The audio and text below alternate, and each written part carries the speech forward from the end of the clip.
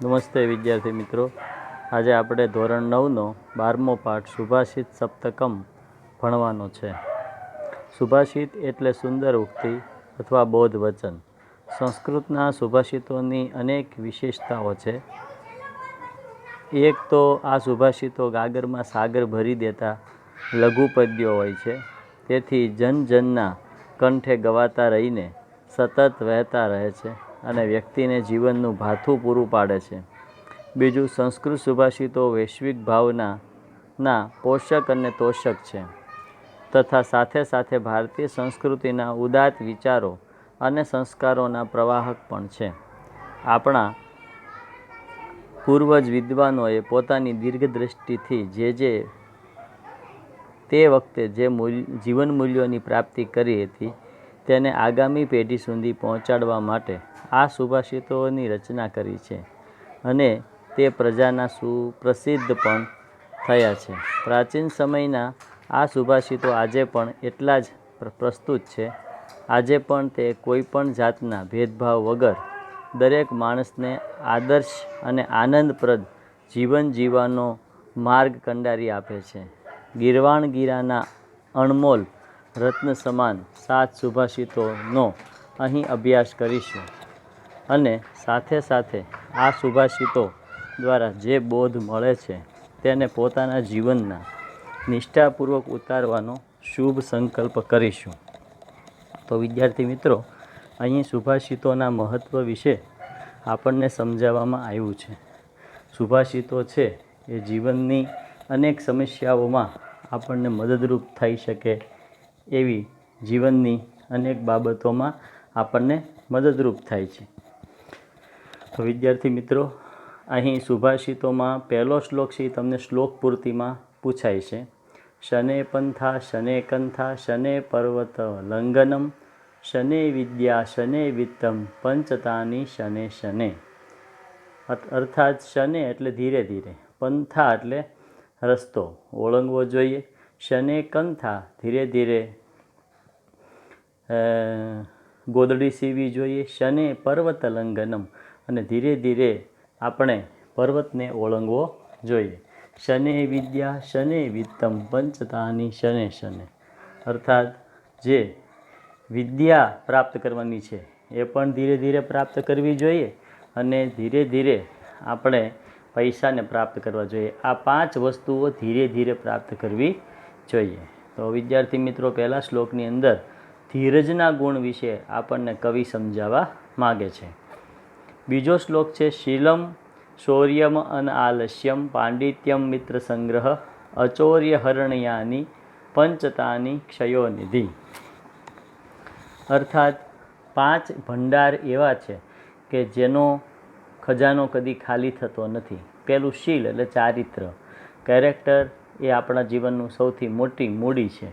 એટલે શીલ, ચરિત્ર, શૌર્ય એટલે શૂરવીરતા, બીક વગરનું જીવન, અને આલસ્ય આળસ વગરનું જીવન, પાંડિત્ય પંડિતાઈ, મિત્ર સંગ્રહ મિત્ર સાથેનો સંગ, અચૌર્ય હરણ્યાની તેને ચોર ચોરી શકતા નથી, પંચતાની ક્ષયોનિધિ એટલે આ 5 અક્ષય નિધિ છે. નિધિ એટલે ભંડાર. આ 5 કોઈ દિવસ ખાલી ન થાય એવો ભંડાર છે. ચારિત્ર, શૂરવીરતા, અનઆલસપણું આળસ વગરનું જીવન, પંડિતાઈ અને મિત્ર સાથેનો સંગ. આ ચોર ચોરી કરી શકતા નથી અને આ 5 અક્ષય ભંડાર છે. પછીનો શ્લોક છે સહતિ શ્રેયસી પૂષામ વિગુણેશપી બંધુષુ તુષેરપી પરિભ્રષ્ટા ન પ્રહરંતી તંદુલા. અર્થાત વિરોધી ગુણવાળા લોકોને પણ આપણે હંમેશા આપણી સાથે રાખવા જોઈએ.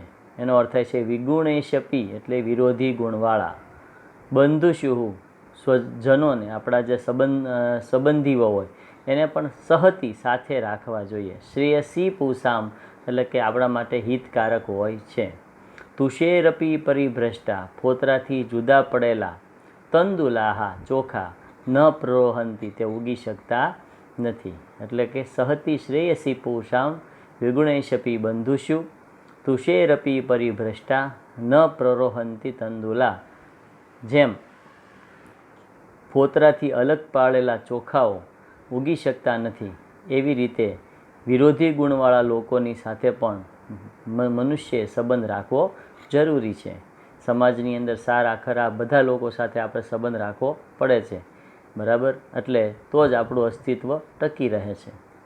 નાસ્તિ મેઘ સમમ તોયમ, નાસ્તિ આત્મ સમમ બલમ, નાસ્તિ ચક્ષુ સમમ તેજો, નાસ્તિ ધાન્ય સમમ પ્રિયમ. અર્થાત જે વરસાદ જેવું કોઈ પાણી નથી, મેઘ એટલે વરસાદ, વરસાદ સમમ એટલે સમાન કોઈ પાણી નથી, આત્મ સમમ બલમ આત્મબળ જેવું કોઈ બળ નથી, નાસ્તિ ચક્ષુ સમમ તેજો અને આંખના તેજ જેવું કોઈ તેજ નથી, અને ધાન્ય સમમ પ્રિયમ અને અનાજ જેવું કોઈ પ્રિય નથી. આ જીવનમાં 4 વસ્તુ એવી છે જેની સરખામણી કોઈ સાથે થઈ શકતી નથી. વરસાદના પાણી સાથે, આત્મબળ સેલ્ફ કોન્ફિડન્સ સાથે, આંખના તેજ સાથે અને અનાજ સાથે. આ 4 વસ્તુ એવી છે કે જેની સરખામણી બીજી કોઈ વસ્તુ સાથે થઈ શકતી નથી. વરસાદના પાણી સમાન કોઈ પાણી નથી, આત્મબળ સમાન કોઈ બળ નથી, આંખના તેજ સમાન કોઈ તેજ નથી, અને અનાજ સમાન કોઈ પ્રિય નથી. તો વિદ્યાર્થી મિત્રો, આ 4 વસ્તુ છે એ આ વિશ્વમાં મહાન છે. એની પછી 5મો શ્લોક છે, સત્યમ તપો જ્ઞાન મહિંસાયા ચ, વિદ્યા પ્રમાણમ ચ સુશીલતા ચ, એતાની યો વિદ્વત્તાની સ વિદ્વાન ન એક પક્ષો વિહગ પ્રયાતિ. એટલે એનો અર્થ એવો થાય કે સત્ય, તપ, જ્ઞાન અને અહિંસા, વિદ્વત પ્રણામ સુશીલતા અને વિદ્વાનોને પ્રણામ અને સારું ચરિત્ર, એતાની યો વિદ્વત્તાની જેનામાં આ છે, સહ વિદ્વાન તે જ વિદ્વાન છે, ન એક પક્ષો વિહગ પ્રયાતિ અને એક પાંખથી કદી પક્ષી ઉડી શકતું નથી. સત્ય, તપ, જ્ઞાન, અહિંસા અને વિદ્વાનોને પ્રણામ અને સારું ચરિત્ર, આ જે ગુણ જેનામાં છે તે જ વિદ્વાન છે. એક પાંખથી કદી પક્ષી ઉડી શકતું નથી. એટલે માણસની અંદર આ 6 ગુણ હોય તો જ એને વિદ્વાન કહેવામાં આવે છે. તે જ આ વિશ્વના આકાશમાં ઉડી શકે છે. પછીનો શ્લોક છે, કાષ્ટાદગ્નિ જાયતે મથ્યમાનઃ, લાકડાઓને ઘસવામાં આવે તો તેમાંથી અગ્નિ ઉત્પન્ન થાય છે. ભૂમિસ્તોયમ ખન્યમાના દદાતિ, ભૂમિને ખોદવામાં આવે તો એમાંથી પાણી પ્રાપ્ત થાય છે. એવી જ રીતે સહોત્સાહનામ નાચ્ય સાધ્યમ નરાણામ, ઉત્સાહી લોકો માટે કશું જ અશક્ય નથી. માર્ગ રબ્ધા સર્વયત્ના ફલંતી, માર્ગમાં પ્રયત્ન કરવાથી બધા જ ફળની પ્રાપ્તિ થાય છે. ફરી વખત જોઈએ, લાકડાને ઘસવામાં આવે તો એમાંથી અગ્નિ પ્રાપ્ત થાય છે. ભૂમિને ખોદવામાં આવે તો તેમાંથી પાણી પ્રાપ્ત થાય છે. ઉત્સાહી લોકો માટે કશું જ અશક્ય નથી. રસ્તામાં પ્રયત્ન કરવાથી બધા જ ફળની પ્રાપ્તિ થાય છે. ત્યાર પછીનો ભાષાંતર છે, પાત્રમ ન તાપયતિ નૈવ મલમ પ્રસૂપ્તે, સ્નેહમ ચ સરહરંતિ નૈવ ગુણા ક્ષીણોતિ, દ્રવ્યવસાન સમયે ચલતામ ન ધત્તે, સત્પુરુષાણામ એવ કુલસપદ્મની કો અપી દીપઃ. એટલે ફરી એક વખત જોઈએ કે પાત્રમ ન તાપયતિ, પહેલો શબ્દ લેવાનો, સત્પુત્ર એશ કુલદીપ સપદ્મી કોપી દીપઃ. સત્પુત્ર સમાન કોઈ કુળનો દીપક નથી. કોપી દીપઃ, સારો પુત્ર એ કુળના દીપક સમાન છે. દીપક છે એ કેવો હોય તો પાત્રમ ન તાપયતિ, તે પોતે જે પાત્રમાં પ્રગટી રહેલો છે તે પાત્રને તે તપાવતો નથી. નૈવ મલમ પ્રસૂપ્તતે, તે મેષ ઉત્પન્ન કરતો નથી. મલમ એટલે મેષ, પ્રસૂતે એટલે ઉત્પન્ન કરતો નથી. સ્નેહમ ન સરહતી, તે સ્નેહરૂપી તેજને ઓછું થવા દેતો નથી. નૈવ ગુણા ક્ષીણતે, તેના ગુણોને પણ ઓછા થવા દેતો નથી. દ્રવ્ય વસાન સમયે ચલતામ ન ધત્તે, જ્યારે તે કોઈ દ્રવ્યનું વહેંચણી કરવાની હોય છે ત્યારે તે કદી પણ ચલિત થતો નથી. એ બધાને સમાન ભાવથી એકબીજાને આપી દે છે. તો ફરીવાર સત્પુત્ર રૂપી કુટુંબનો દીપક હોય છે. તે પોતે પાત્રથી ગરમ થતો નથી, મેષ ઉત્પન્ન કરતો નથી, સ્નેહને ઓછો થવા દેતો નથી. ગુણોને ઓછો થવા દેતો નથી અને જ્યારે ધન અથવા દ્રવ્યની વહેંચણી સમયે તે કદી પણ ચલિત થતો નથી. તો વિદ્યાર્થી મિત્રો, આપણે આ 7 શ્લોક છે એના ભાષાંતર જોયા. તો હવે આ ભાષાંતર પછી એના સ્વાધ્યાય વિશેની થોડીક ચર્ચા કરી લઈએ. પહેલો પ્રશ્ન, પૂષામ શ્રેયસી કા, એટલે કે જો